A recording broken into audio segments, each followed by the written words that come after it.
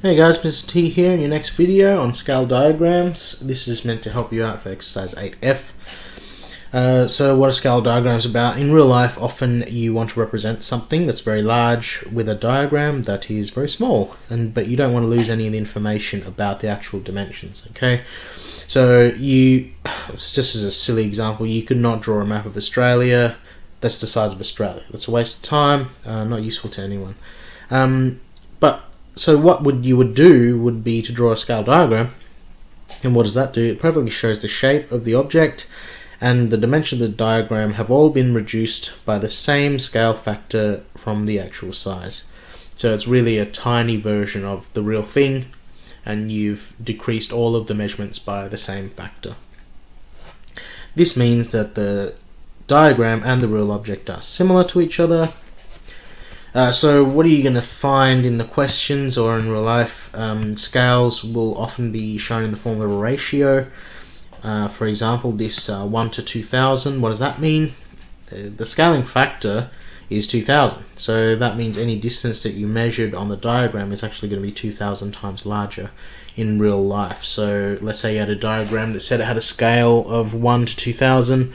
And you measured 1 centimeter line on the diagram, that would mean that it's 2000 centimeters in real life.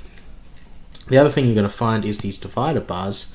And what do they mean? They're a different way of showing a scale.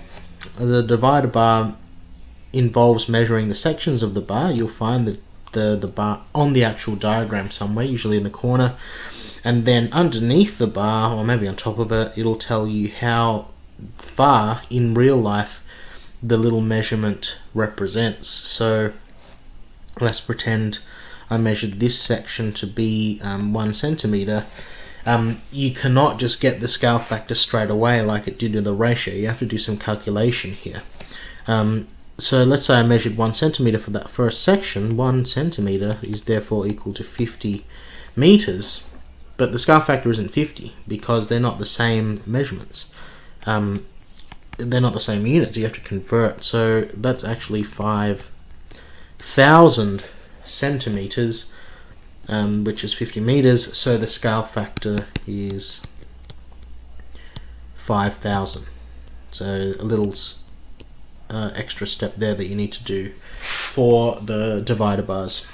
So when you have found the scale factor of something, you can do one of two things. You can find the actual length of an object if you've got the diagram and the scale factor, or you can go back the other way and you can work out what size you need to draw the diagram, knowing the size of the real thing and the scale factor you want to use.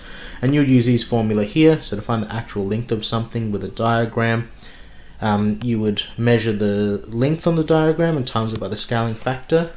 Or if you want to go back the other way and you wanted to work out what size of diagram you need to draw, you would have to know the actual length and divide that by the scaling factor you want to use for that diagram.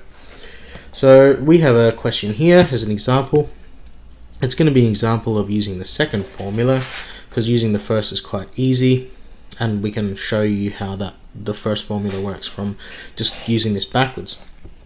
So this is asking me to draw a diagram of a soccer pitch that in real life is 100 meters long and 70 meters wide. How long and wide would the diagram have to be if it was at a 1 to 2000 scale? So length of diagram is going to be the actual length, 100 meters, divided by the scaling factor of 2000. It's going to be 0.05, but that's meters because we haven't converted to centimeters. So meters is a bit meaningless when you're trying to draw something on a piece of paper, so it's often going to be helpful for you to convert that to centimeters. So 0.05 converted to centimeters is going to be 5 centimeters, so times by 100. So that's that. We know how long the diagram needs to be. We have that. We have the length of it. We just need to know how wide this diagram needs to be. Diagrams would always include the scale. So 1 to 2000. So the width of the diagram is going to be the actual size, 70 meters divided by 2000. That's going to be 0.035. Converted to centimeters, that's going to be 3.5 centimeters. So now we know that it's going to be that wide. So that's an example of using that second formula to work out the drawn length.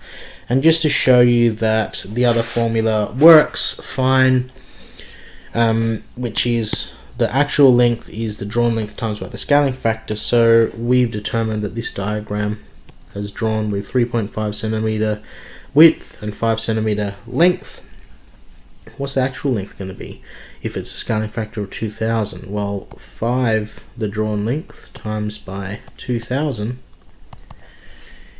is going to be 10,000 centimeters. Converted to meters is 100 meters, which is what we expect. And 3.5 centimeters times by the 2000 scaling factor is going to be 7,000 centimeters, which is 70 meters like we expect. Alright, so both formulas work, going both ways. Just wanted to show you the second example. Hopefully that helps you for exercise 8F, and I'll see you in whatever the next video is.